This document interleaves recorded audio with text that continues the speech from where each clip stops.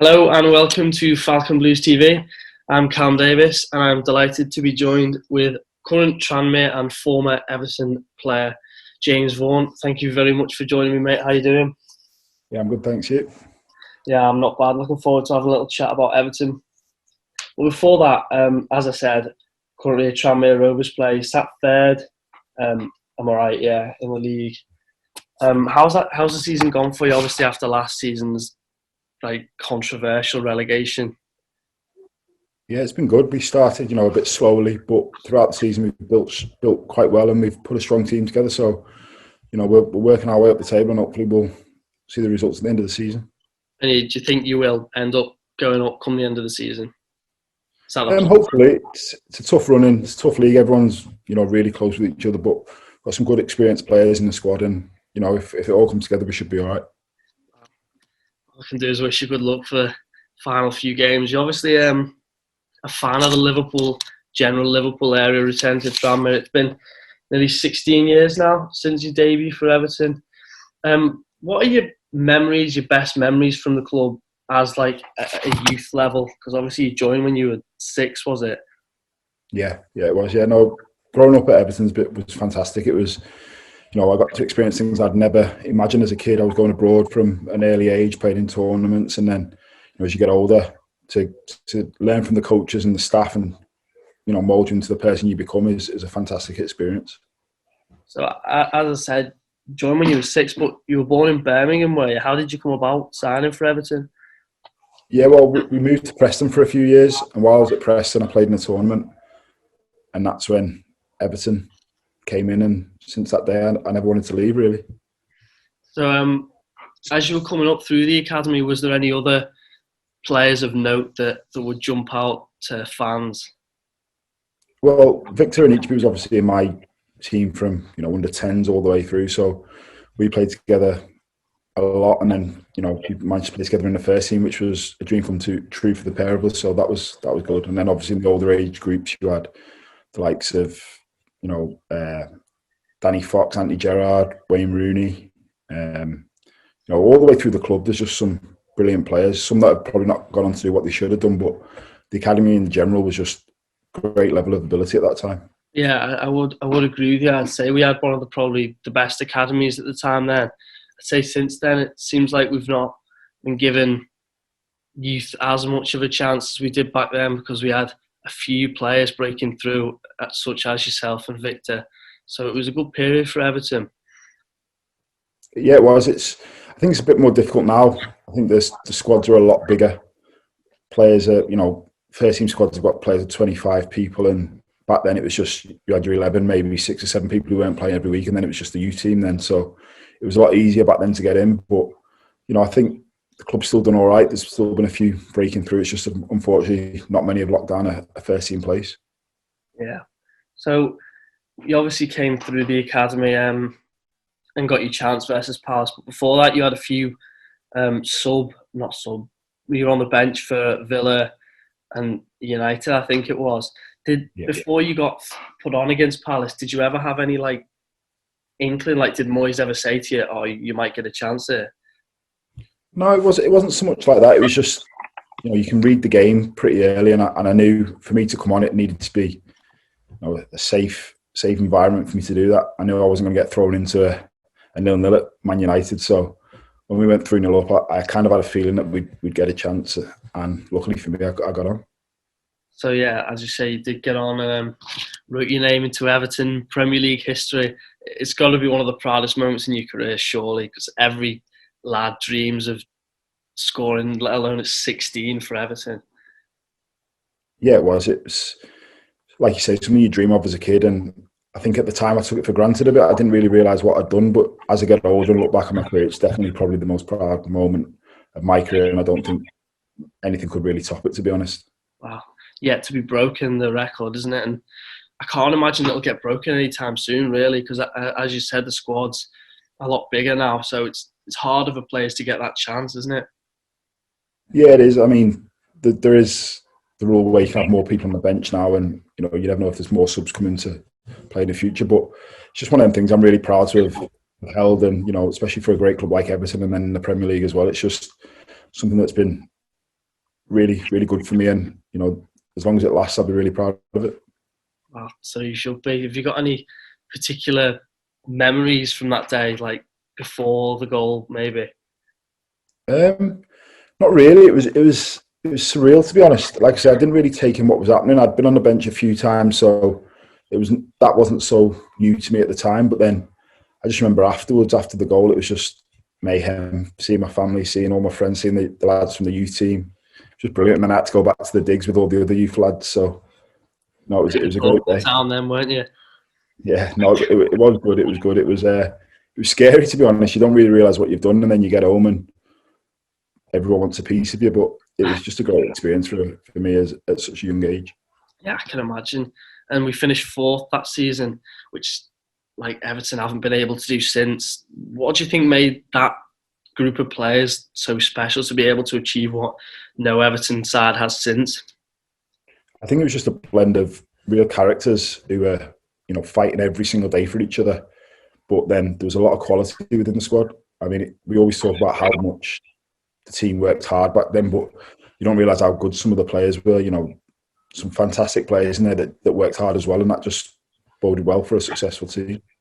The following season, because it was the back end of the season when that Palace game was, wasn't it? And then you were away with England under 19s when you obviously got that knee injury, which kind of stuck with you for the most of your Everton career.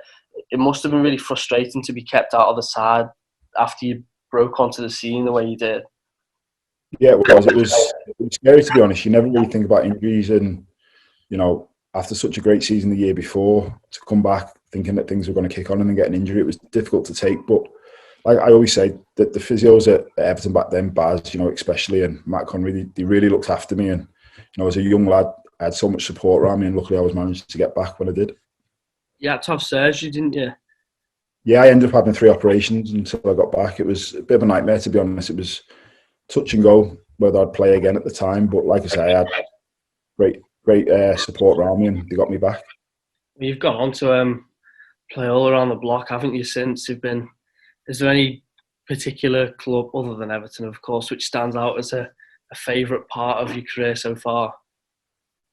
Yeah, no, I've had some great times. I mean, I went to Palace. Palace was my first real experience of playing week in, week out, and that was special. I really, really took to the club, and the club took to me. So that was one of my most enjoyable seasons. I had a few good years at Huddersfield that were fantastic, and then I had the year at Bury, and now I'm really enjoying my time at Tranmere. So I've been fortunate to play for some good clubs and have some good times. Oh well, that's good news. If I was to just touch back on the academy for a sec, you mentioned in each of it, like as you said, you're under 10, so you kind of rose through the ranks of the academy and the reserves together.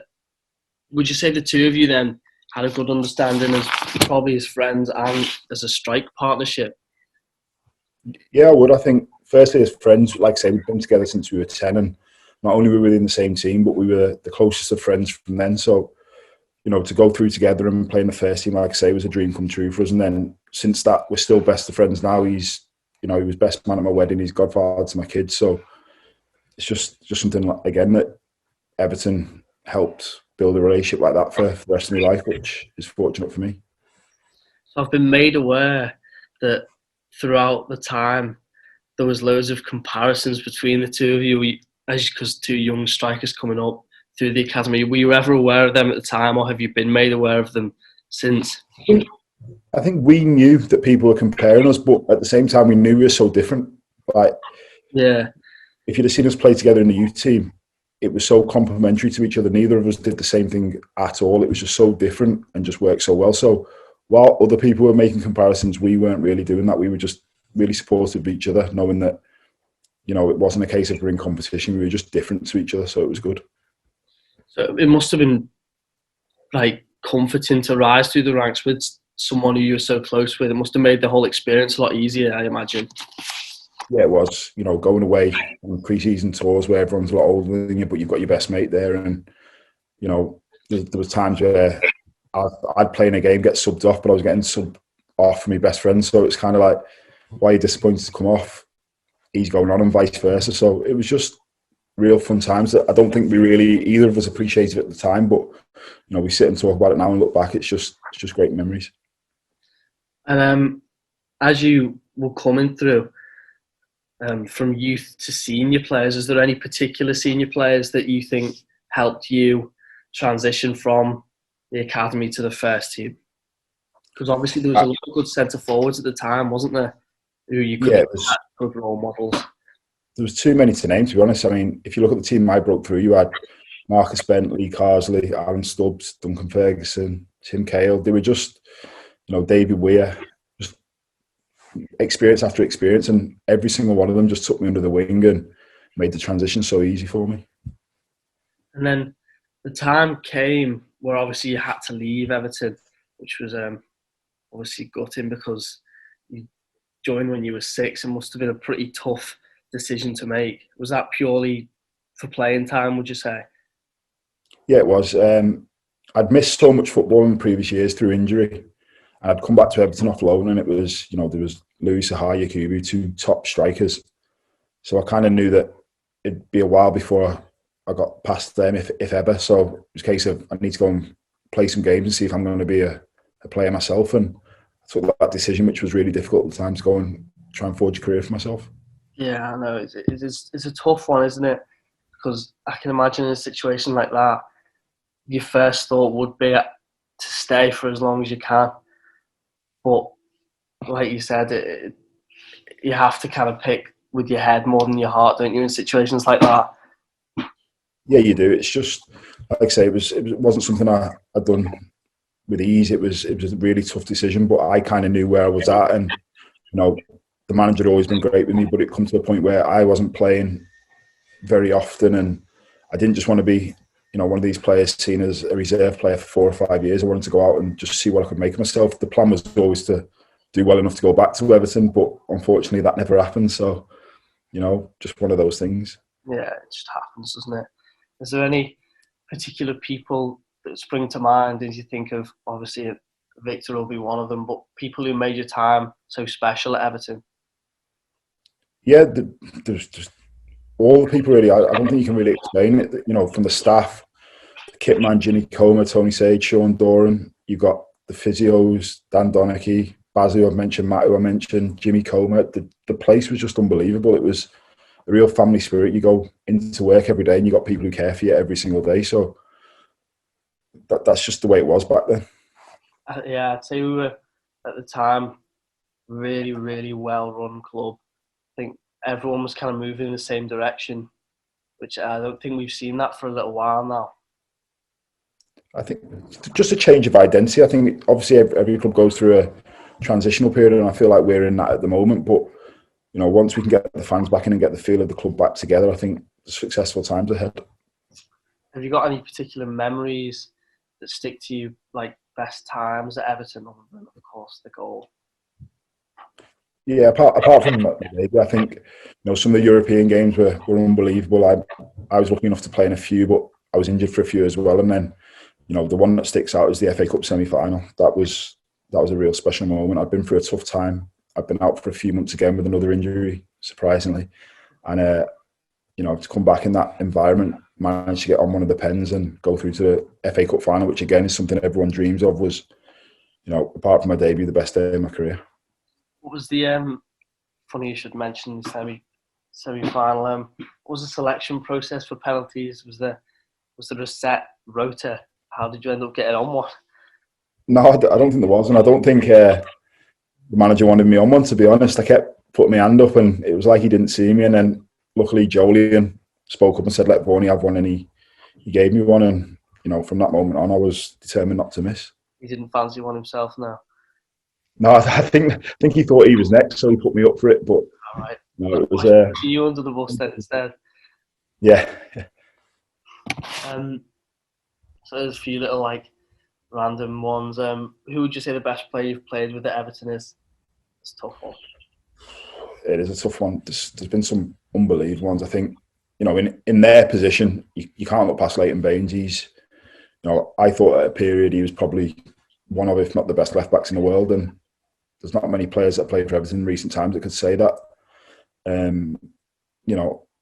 played with Mikel Arteta, Stephen Pienaar, were just incredible players. Louis Saha, again on his day, was just frightening. But then I'd say for the short period, Manny Fernandez was incredible. Seen him do some things in games and in training that I've never seen since. But he obviously didn't go on to do what we expected him to do at Everton. But he's had a really good career elsewhere. Yeah, that's done. And with Baines, I think he obviously, as you said, one of the best left backs in the world at the time. I still feel like he gets so criminally underrated by other fans in the Premier League. I don't think they understand quite how good he was.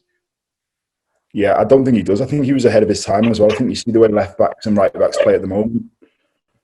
If he was starting his career now, I think he'd just be even better than he was. But you look back 10 years ago, I don't think there was any left back in the world better than him. And like I say, he was fantastic. Yeah, I'd agree. And there's one other moment which I have to ask you about, and that's the AZ Alkmaar game where he obviously scored in that one. What are your memories from that game? Because I think my dad was there, and he said it was the coldest game he's ever been to, and everyone was huddling together in the away end. Yeah, it was. That's my biggest memory of that day. It was absolutely freezing. I've never been anywhere as cold as that. Never mind played a football match. So to come off the bench, I was kind of like, I need to get running here. And I don't think, again, it was another one of those things where we didn't realise what was happening. Alkmaar hadn't been beaten at home for so many years or something in Europe, and for us to go there, and we had a really young side at the time. I think Jack Rodwell made his debut. A few other young lads were there, so to go there and do that with the young side was brilliant. Yeah, because you think about it, and obviously at the time, AZ Alkmaar were I'd say a better side than they are now, and it doesn't seem like as big of an achievement. I think it was something like 32 years. It's an impressive result to get. Yeah, no, like I say, we didn't know at the time. We weren't aware of that, but when you come back and everyone tells you, what you've achieved, it's another one of those things you look back on and go, wow, that was really special. Especially again, Victor was on the pitch. I think he might have even set me up for the goal. So it was another one of those moments we look back on.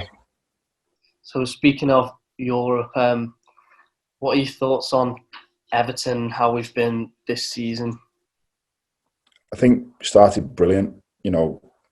The fans not being in definitely hindered us. There's times in games where you see we're going for the killing. Just need that extra bit of will from the fans that we would have normally got at home. But everyone's dealing with the same thing. I think Everton are suffering a lot, as much as anyone. The fans are really important to the club. But I feel like we're inches off being a top team, and I don't think it'll be long until the manager gets the best out of the lads. Obviously, since as you said earlier, there's been a loss of identity, which is bound to happen when you have a manager as long as you do with Moyes. But do you feel like it's been handled not the best it could have been since maybe Martinez? Because obviously we had a bit of a manager merry-go-round, didn't we, before we seemed pretty settled with Ancelotti? Sometimes it can just be, things that don't fit, and it felt like that with, Martinez and Koeman and whatever. But now you see what Ancelotti's brought, and it does seem to fit, and it seems like there's a project in place and everyone's moving forward with it, like say. So I personally feel like there's really good times coming for the club. Yeah, and obviously the stadium has been announced.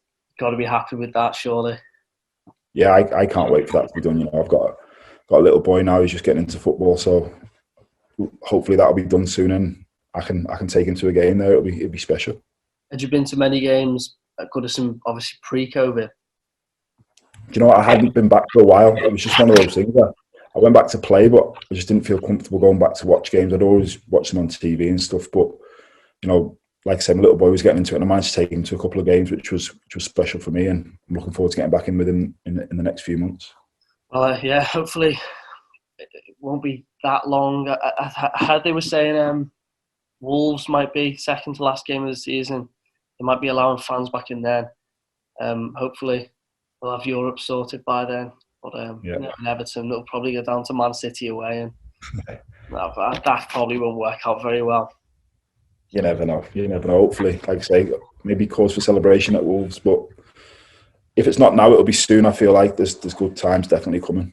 Yeah, it does feel different this time, doesn't it? A lot more special. Obviously, Ancelotti is just a special manager, isn't he? well, that's it. If anyone can do it, it'll be him. So as long as we keep hold of him and keep doing well, I'm sure we'll be all right.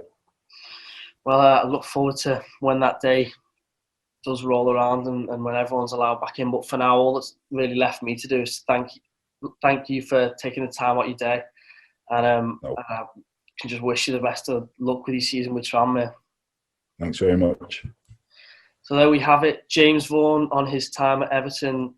I hope you guys have enjoyed the video. Thank you very much for watching. If you wouldn't mind liking and subscribing for all things Everton, and I'll see you in the next video.